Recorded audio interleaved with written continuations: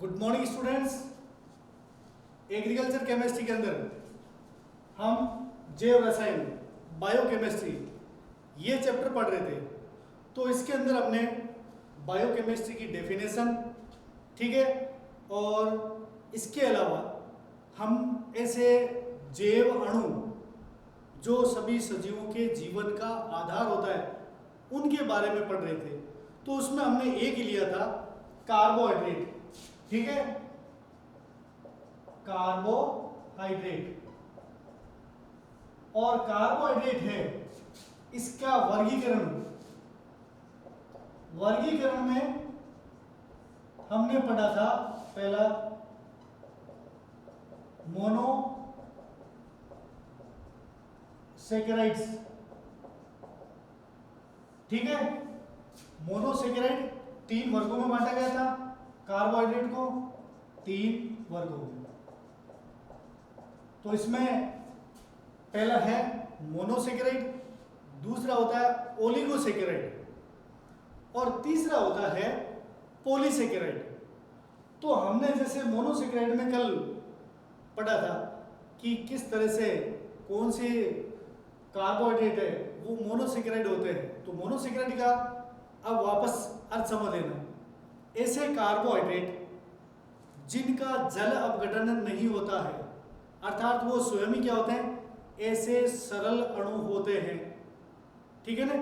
तो उसका और अगर जल में डालते हैं तो उसका अपघटन या जल उसके जुड़ करके या जल से विभाजित होकर के वो छोटे किसी अणु में, आयनों में या इकाइयों में नहीं टूटते हैं, वो मोनोसेकेराइड्स कहलाते हैं, ठीक है। जैसे हमने पढ़ा था इसके एग्जांपल कि ग्लूकोज, फ्रक्टोज, गैलेक्टोज, ठीक है, ये इसके एग्जांपल। अब एक याद रख लेना, ग्लूकोज से लिखो तो बोलने में जे लिखा बोला जाता है, ठीक है। तो ग्लूकोज, फ्रक्टोज, गैलेक्टोज ये होते हैं। अब हम चलते हैं कि मोनोसेकेराइड है, इनका जल अपघटन नहीं होता है, जल अपघटन नहीं होता है। ये शॉर्ट में आपको कल का थोड़ा रिवाइज कर रहा हूं, ठीक है ना। अब इसके अंदर ये सब के सब क्या है, शर्करा है। शर्करा क्या होती है कि जो जल में घुलती है, अपघटित नहीं होता है मोनोसेकेराइड, जल में घुल जाता है, स्वाद में मीठे होते हैं, ठीक है ना। और अब शर्करा है और शर्करा के नाम के अंत में हम अगर देखें ओ से ये, या अगर हम इसको ओ जे अथवा हम ये लिखते हैं, और या अंग्रेजी में ओ एस ई ये लिखा रहता है। जैसे ग्लूकोज, तो ग्लूकोज के अंदर क्या रहेगा अंत में ओ एस ई, जो लिखे रहेंगे वो सब के सब शर्करा मानी जाती है, ठीक है। अब हमने उसमें कार्बन संख्या के आधार पर, कार्बन संख्या है, हमने शुरू में पढ़ा था कार्बोहाइड्रेट, पहली चीज है इसको, कार्बोहाइड्रेट वही यौगिक होते हैं जिनमें कम से कम 3 कार्बन हो, 3 या इससे ज्यादा हो, वे यौगिक ही कार्बोहाइड्रेट होते हैं, ठीक है ना। तो इनके अंदर हमने ये भी पढ़ लिया 3 कार्बन से। अब ये रहता है ओ से, अगर 3 कार्बन हो तो वो ट्राइओस कहलाएगा, 4 हो टेट्रोस, 5 हो पेंटोस, 6 हो हेक्सोस। तो अगर हम देखें कार्बन संख्या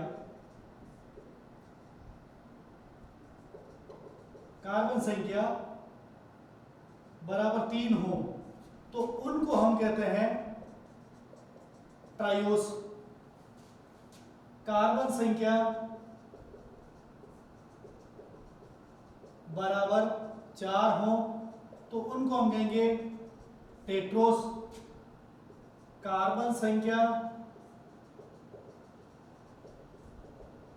बराबर 5 हो तो इसको हम कहेंगे पेंटोस। और कार्बन संख्या बराबर 6 हो तो हेक्सोस कहेंगे। तो कल हमने ये पढ़ा था कि जो कार्बन संख्या 6 वाले हेक्सोस हैं ये अपने सबसे अधिक काम आने वाले होते हैं। तो आपको ग्लूकोज है, फ्रक्टोज है, गैलेक्टोज है, ये मैंने लिखाए थे। तो ये किसके उदाहरण में लिखाए थे? कार्बन संख्या 6 वाले में लिखाए थे। अब ठीक है, अब इनके जो ट्रायोस, टेट्रोस, पेंटोस और हेक्सोस अब रहते हैं। कार्बोहाइड्रेट है, कार्बोहाइड्रेट में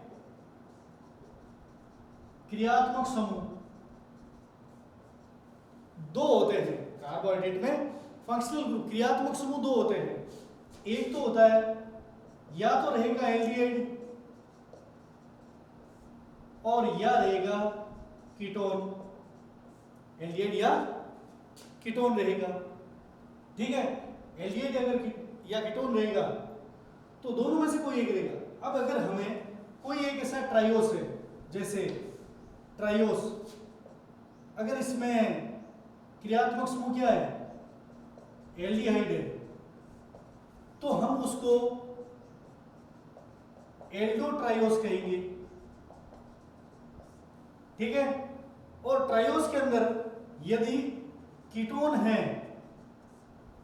क्रियात्मक समूह तो इसको हम कहेंगे कीटोट्रायोस। यानी ऐसे ट्रायोस 3 कार्बन वाले कार्बोहाइड्रेट उनको ट्रायोस कहेंगे।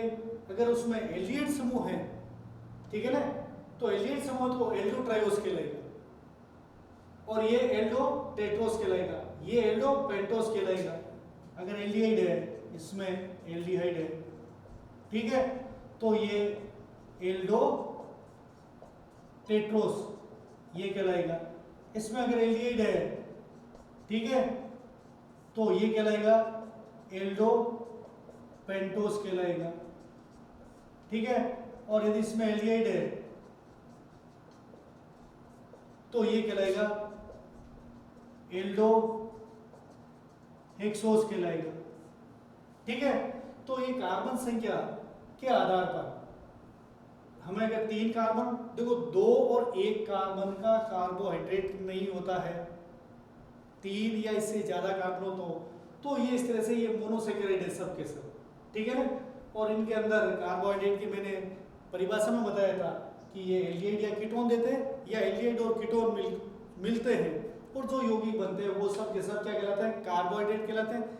सामान्य परिभाषा के अंदर कार्बन और जल के संयोग से बने यौगिक है वो कार्बोहाइड्रेट कहलाते हैं। तो ये 2 परिभाषाएं थी, ठीक है ना।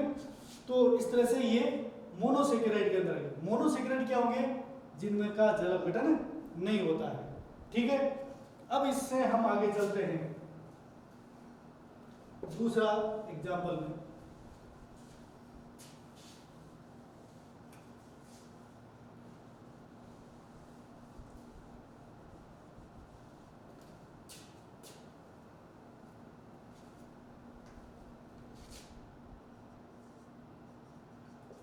वर्गीकरण के अंदर हमने 3 वर्गों में बांटा। दूसरा वर्गीकरण है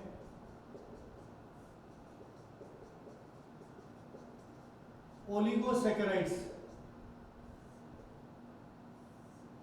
ठीक है ना। अब ओलिगोसैकेराइड है वो क्या रहेंगे? परिभाषा देखना, वे कार्बोहाइड्रेट जिनके जल अपघटन से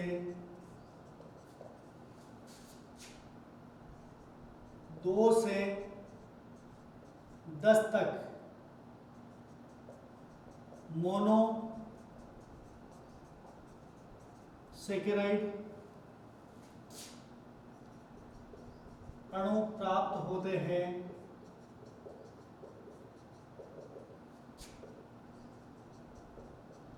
ओलिगोसैकेराइड्स कहलाते हैं, ठीक है। अब अगर हम देखें शब्द या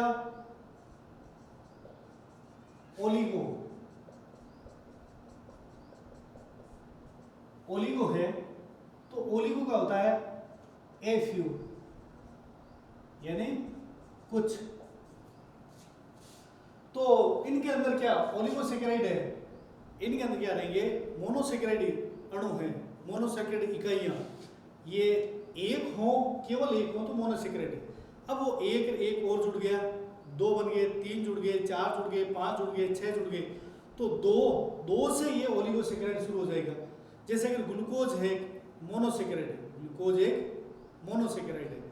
ग्लूकोज के अणु में एक ग्लूकोज अणु और जुड़ गया डाइसैकेराइड, फिर 3 4 5 6 7 8 9 10 तक जुड़ जाते हैं, तो वो सब के सब क्या कहलाएंगे ओलिगोसैकेराइड कहलाएंगे। ठीक है ना, 10 से ज्यादा नहीं और 2 से कम नहीं, इतने अगर मोनोसैकेराइड अणु होते हैं तो वो कहलाते हैं ओलिगोसैकेराइड।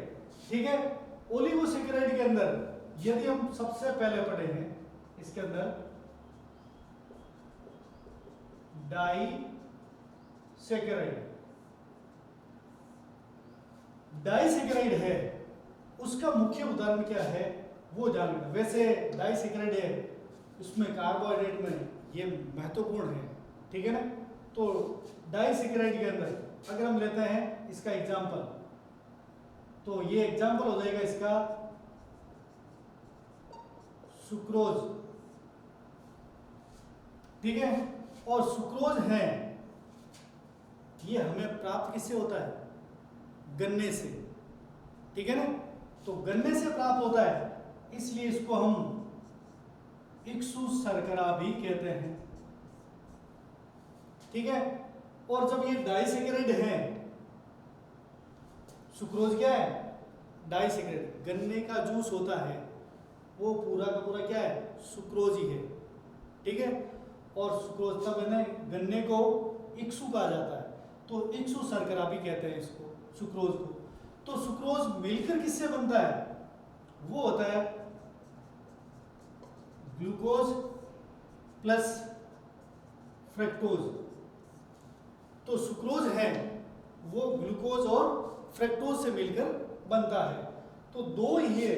और ग्लूकोज क्या है, ये मोनोसैकेराइड है जो हमने अभी पढ़ा था, और फ्रक्टोज भी क्या है मोनोसैकेराइड है।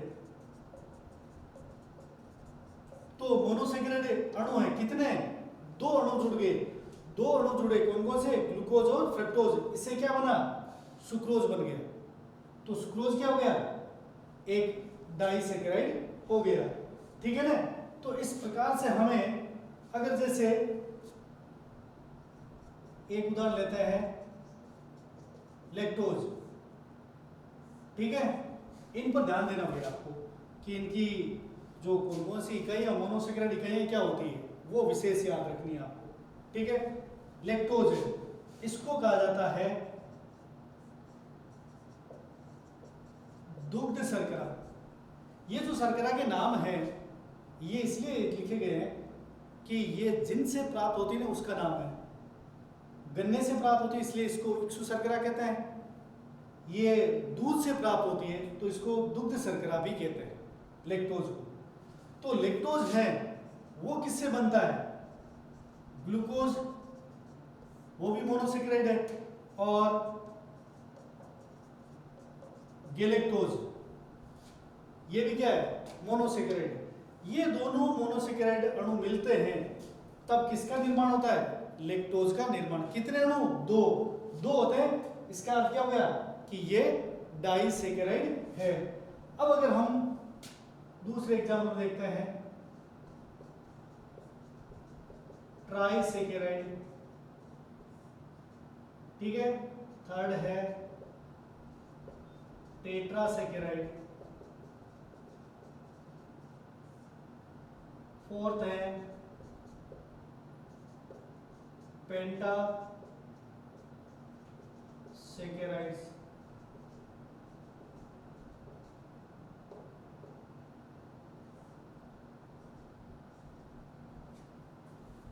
अब ध्यान देना ट्राइसैकेराइड, ट्राई का मतलब इसमें रहेगी 3 मोनोसैकेराइड अणु।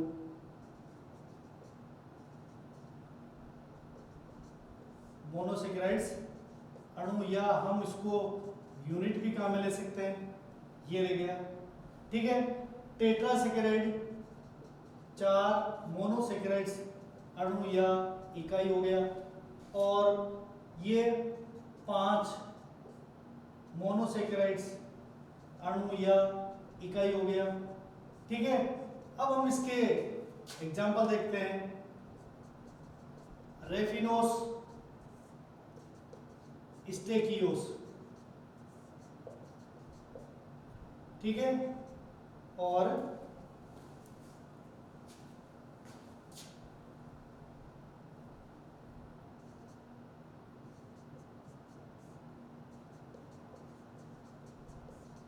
वर्बेसियोस। ठीक है, तो इस प्रकार से ये 3 एग्जाम्पल और हो गए। ट्राइसेकेराइड किसे कहेंगे? ऐसे कार्बोहाइड्रेट जिनका यदि हम जल अपघटन कराते हैं तो 3 मोनोसेकेराइड अणु प्राप्त होते हैं, वो कहलाएंगे ट्राइसेकेराइड। ठीक है, और जिनसे 4 मोनोसेकेराइड अणु प्राप्त होते हैं उसको हम टेट्रासेकेराइड कहेंगे, और जिनमें से 5 मोनोसेकेराइड अणु प्राप्त होते हैं उनको हम पेंटासेकेराइड कहेंगे। ठीक है,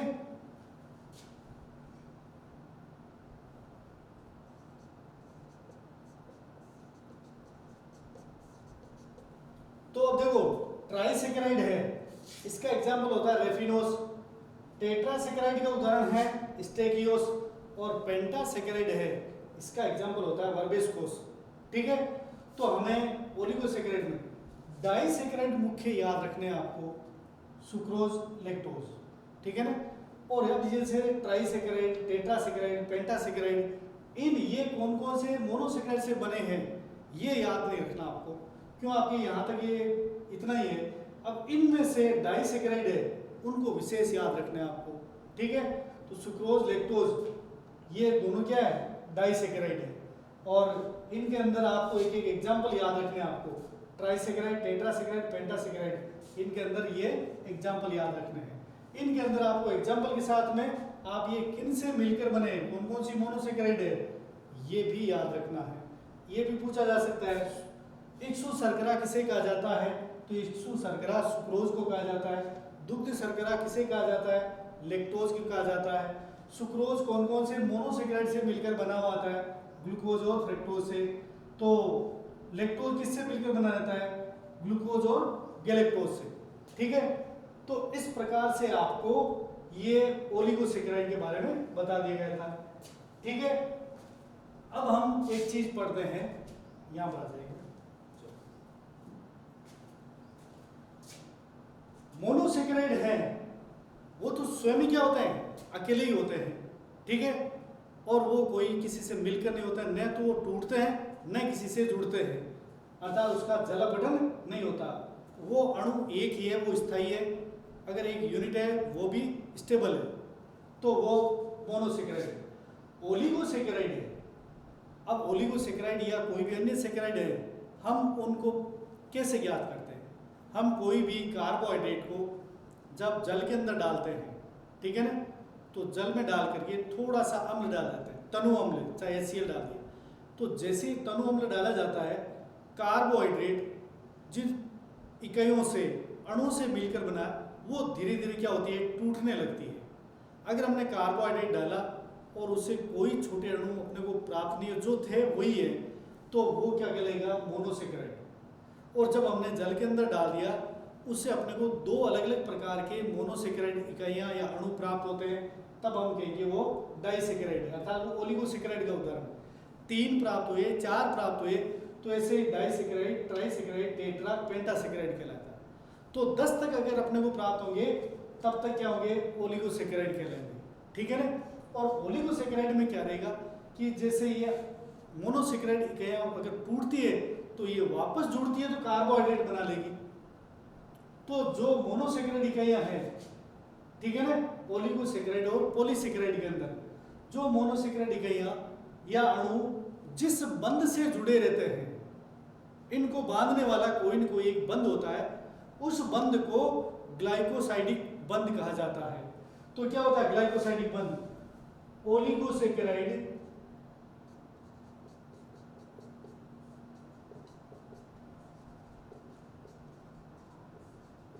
ओलिगोसेकेराइड्स एवं पॉलीसेकेराइड में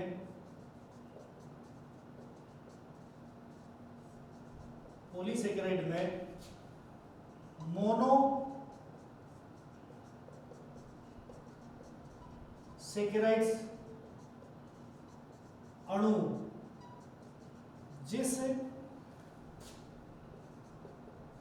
बंध द्वारा जुड़े रहते हैं उस बंध को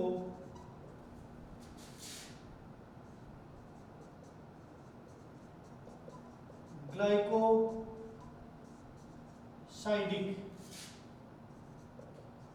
बंध कहते हैं। ठीक है, तो ओलिगोसेकेराइड और पॉलीसेकेराइड ऐसे कार्बोहाइड्रेट जिनके जल अपने से 2 से 10 मोनोसेकेराइड इकाइयां जुड़ी हो, 10 से ज्यादा हो तो पॉलीसेकेराइड है। ठीक है ना, तो ये जो इकाइयां या अणु आपस में जुड़ते हैं तो जुड़ने के लिए जो बंध बनता है उस बंध को कहते हैं ग्लाइकोसाइडिक बंध कहा जाता है, बॉन्ड कहा जाता है।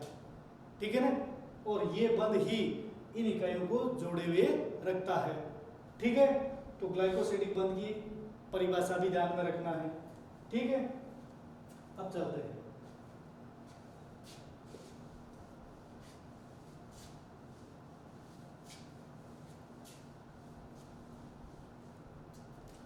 अब एक चीज है, ओलिगोसेकेराइड है, जैसे हमने अगर डाइसेकेराइड पढ़ना है,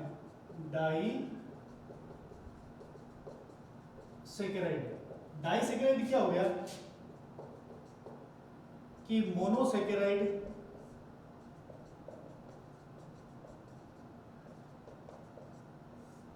प्लस 1 मोनोसेकेराइड्स।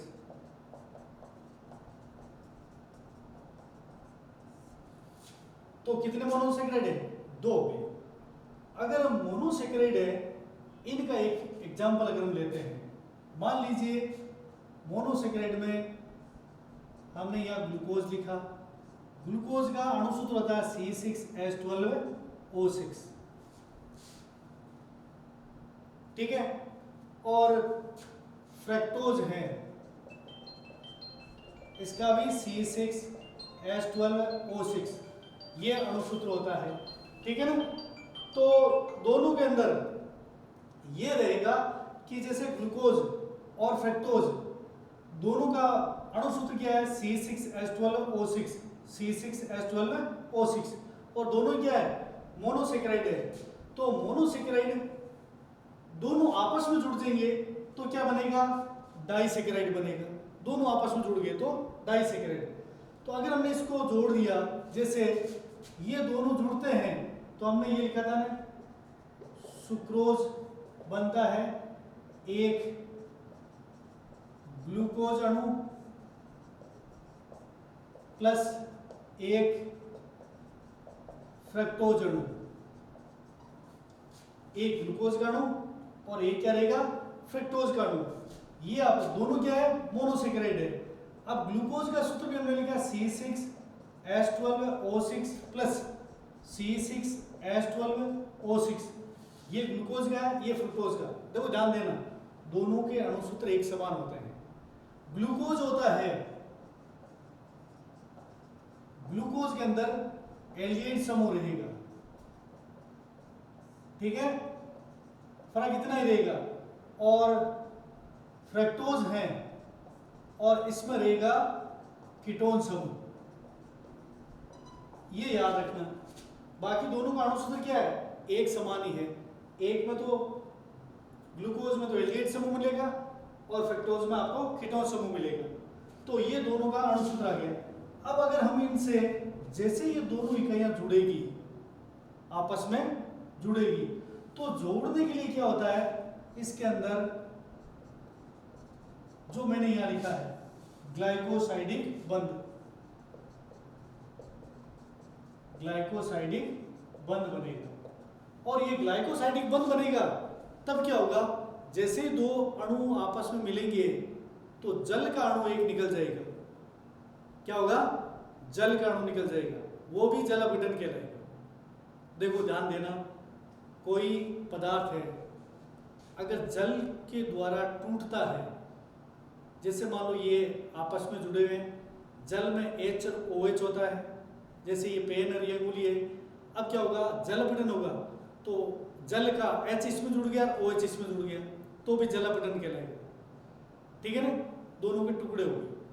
अब यदि ये जब दोनों अणु आपस में जुड़ते हैं, ठीक है ना, आपस में जुड़ते हैं तो क्या होगा, एक में H जुड़ जाएगा और एक में OH जुड़ जाएगा, तो वो भी क्या कहलाएगा, जल अपघटन कहलाएगा। तो इस तरह से ग्लूकोज और फ्रक्टोज क्या है, मोनोसेकेराइड इकाइयां हैं, और इन दोनों के मिलने से क्या बनता है, सुक्रोज बनता है। अब सुक्रोज है, इसका अणुसूत्र क्या होगा, ग्लूकोज का C6H12O6 है और फ्रक्टोज का भी C6H12O6 है। जैसे ही आपस में जुड़ेंगे इसमें से -H2O निकल जाएगा। जब जल का अणु निकलेगा तो इसका अणुसूत्र है, क्या बन जाएगा, C12H22O11। देखो कार्बन है 6 6 12, कार्बन तो निकाला नहीं हमने, 6 6 12 लिख दिए, और हाइड्रोजन कितने हैं, 12 12 और 24 है, और 24 में से H2O निकला तो H कितने हो गए जल के अंदर 2, 24 में से 2 घटा लिए कितना आ गए 22, O 6 6 12 है, H2O निकला तो ऑक्सीजन कितना हो गया 1, 12 में से 1 घटा लिए कितना हो गया 11। तो जितने भी डाइसेकेराइड रहेंगे उनका अणुसूत्र क्या होगा, C12H22O11 होगा। तो चाहे वो सुक्रोज हो, लेक्टोज हो, ठीक है ना, या माल्टोज हो। माल्टोज क्या होती है, फल शर्करा होती है, ठीक है। इन सब का डाइसेकेराइड का, जैसे ये सुक्रोज का भी अणुसूत्र है, ठीक है, लेक्टोज जिसको दुग्ध शर्करा कहते हैं लेक्टोज, और या माल्टोज जिसको फल शर्करा कहते हैं, ये तीनों को तीनों डाइसेकेराइड है, और इनका अणुसूत्र है वो C12H22O11 होता है। तो इस प्रकार से हम ओलिगोसेकेराइड के अंदर डाइसेकेराइड है, ये सबसे इंपॉर्टेंट है, आपको ये याद रखना। इनके अणुसूत्र क्या रहेंगे डाइसेकेराइड के, C12H22O11।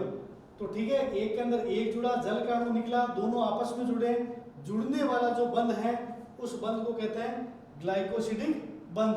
तो ओलिगोसेकेराइड में 2 से 10, पॉलीसेकेराइड के अंदर 10 से अधिक मोनोसेकेराइड अणु हैं, आपस में जुड़ते हैं, और जुड़ने से क्या होता है, एक जल का अणु निकलता है, और जल के अणु के निकलने से जो बंध बनता है उस बंध को ग्लाइकोसिडिक बंध कहते हैं। ठीक है, तो इस प्रकार से हमने ओलिगोसेकेराइड का ये टॉपिक कंप्लीट कर लिया। अब कल है वर्गीकरण के अंतर्गत हम पढ़ेंगे पॉलीसेकेराइड, ठीक है। और पॉलीसेकेराइड क्या होते हैं कि ऐसे कार्बोहाइड्रेट जिनके जल अपघटन से 10 से अधिक मोनोसेकेराइड अणु या इकाइयां प्राप्त होती है, पॉलीसेकेराइड कहलाते हैं। और पॉलीसेकेराइड है, पॉली शब्द का अर्थ हो गया बहु, बहुत अधिक संख्या में। तो पॉलीसेकेराइड के हम उदाहरण देखते हैं, तो जैसे स्टार्च है, सेल्यूलोज है, जो हम पेड़ पौधे जीव जंतु के अंदर जैसे ग्लाइकोजन है, ये सब पॉलीसेकेराइड के एग्जाम्पल्स हैं। ठीक है, इनमें कोई भी चीज़ आपकी कोई समस्या नहीं, कमेंट बॉक्स में जरूर लिखें। धन्यवाद।